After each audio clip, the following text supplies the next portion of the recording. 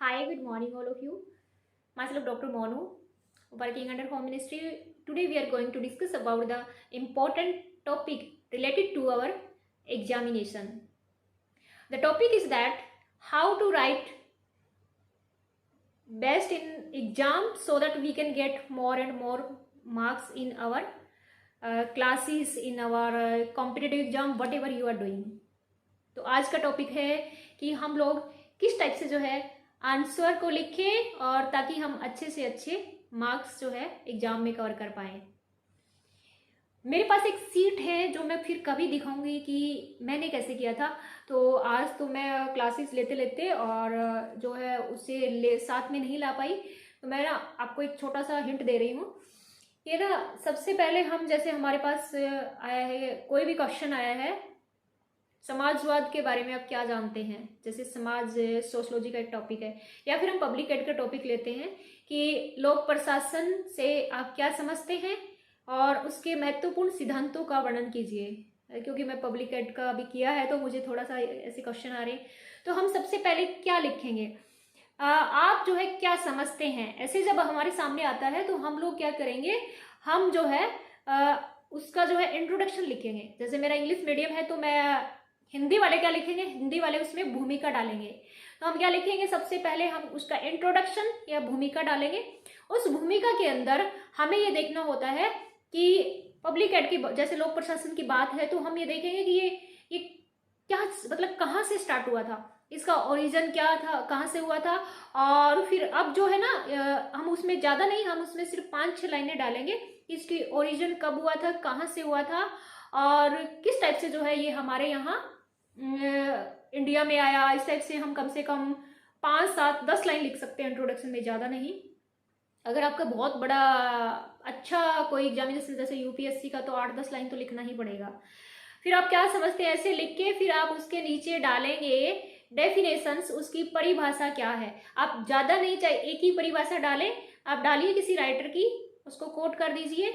अगर आपको परिभाषा याद नहीं है तो अगर राइटर का नाम याद नहीं है तो आप क्या करेंगे, ऐसे ही डाल के जैसे किसी विद्वान ने कहा, ऐसे करके आप उसे लिख सकते हैं। आफ्टर दैट आप क्या करेंगे, आप लिखेंगे उसकी मेन बॉडी, मेन पार्ट क्या है। तो आपका जो भी क्वेश्चन होगा उसका मेन पार्ट लिखेंगे और ये आप पे डिपेंड करेगा कि आपका क्वेश्चन जो है कितने मार्क्स का है, 8, 16, 20, उस हिसाब से आप उसे 5-6 पेज, 10-12 जितना भी क्वेश्चन की लेंथ होती है उसके अकॉर्डिंग आप उसे लिखेंगे। Then you have to do go to the conclusion, जो है जो उसका मेन होता है, उस कंक्लूजन के अंदर हमेशा आपको उसकी प्रोग्रेसिव यानी इम्पोर्टेंस और उसका जो पॉजिटिविटी जो होती है वो ही डालना होता है। नेगेटिविटी को हम अवॉइड करते हैं। और जैसे ही आप उसका क्वेश्चन को क्लोजिंग करते हैं तो अगर आपको 1-2 कोटेशन याद आ रही है तो that will be very very effective for getting more and more marks. अच्छा रहेगा अगर आपको याद है, नहीं है तो भी आप किसी राइटर की डालो, नहीं है तो अच्छी एंडिंग करो, कोई दिक्कत नहीं है। एंडिंग के अंदर कोटेशन डालना इतना इंपॉर्टेंट तो नहीं है। अगर आपको याद नहीं आ रहा, आपके दिमाग में नहीं है, और अगर याद है तो that is the excellent thing, बहुत अच्छी बात है। और दूसरा जो मैं ये कह रही हूँ कि जैसे आप क्वेश्चन लिखेंगे तो मैं उस प्रोफेसर का नाम नहीं लूँगी जिसने मेरी सीट देखी थी और शायद कभी इस वीडियो को वो देखे। मैं लिंक शेयर नहीं करती वीडियो का, जिसको अच्छा लगे वो शेयर करो, देखो, और बाकी जो है चैनल को सब्सक्राइब करो। मैं प्रेशराइज नहीं कर रही थी, ऐसा कीजिए, क्योंकि मेरा मोटिव ये है कि स्टूडेंट को जो है किस तरह से मैं कुछ ना कुछ अच्छा उन्हें दे सकती हूँ। तो उसमें गाइस जैसे ही उस टीचर ने प्रोफेसर ने मेरी कॉपी ली, उन्होंने मुझे अलग से बुलाया और जो उनका कैबिन था उसमें मैं गई, उनके घर भी गई। तो उसमें क्या होता है कि उन्होंने मुझे बहुत अच्छी तरह से गाइड किया कि हम जैसे क्वेश्चन को लिखते हैं ना, क्वेश्चन का आंसर जो लिखते हैं वो किस टाइप से उसको अंडरलाइन करते हैं, कैसे करते हैं। तो मैं आपको बोल रही हूँ कि जैसे ही हम उसका स्टार्ट करते हैं तो हमारा जो मेन पॉइंट डालते हैं उन पॉइंट को अंडरलाइन करना होता है। और उसके बाद जो है हमारी परिभाषा हम लिखते हैं तो परिभाषा को पूरा अंडरलाइन नहीं करना होता, राइटर का नाम जो है उसे आप अंडरलाइन कर दीजिए, that will be very effective.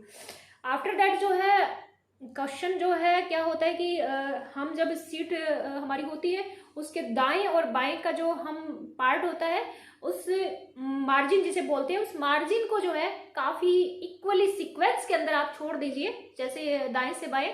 और जैसे हम एक पैराग्राफ लिखते हैं तो दूसरा पैराग्राफ हम लिखते हैं वो उसी सीक्वेंस में डालिए जो पहला पैराग्राफ है। जैसे हमने लिखा we are going to study, तो हम नीचे लिख रहे हैं समबॉडी सेड अबाउट दिस, तो वी के नीचे जो है समबॉडी है ना। जैसे एक पैराग्राफ खत्म हो गया तो उसी सीक्वेंस में एक लाइन छोड़ के आप उसे लिखिए। अगर आप एक लाइन नहीं छोड़ रहे हैं, जैसे कुछ एग्जाम होते हैं जिनमें सीटें कम मिलती है, तो कोई दिक्कत नहीं है, पर अगर आप एक लाइन का छोड़ेंगे तो that will be more effective. और पैराग्राफ हमें, जैसे मैं एग्जामिनेशन में और एग्जामिनर का काम भी करती हूँ, तो पैराग्राफ में हमें क्या होगा, हमें अच्छा सा दिखाई देगा कि ये पैराग्राफ यहाँ एंड हुआ है।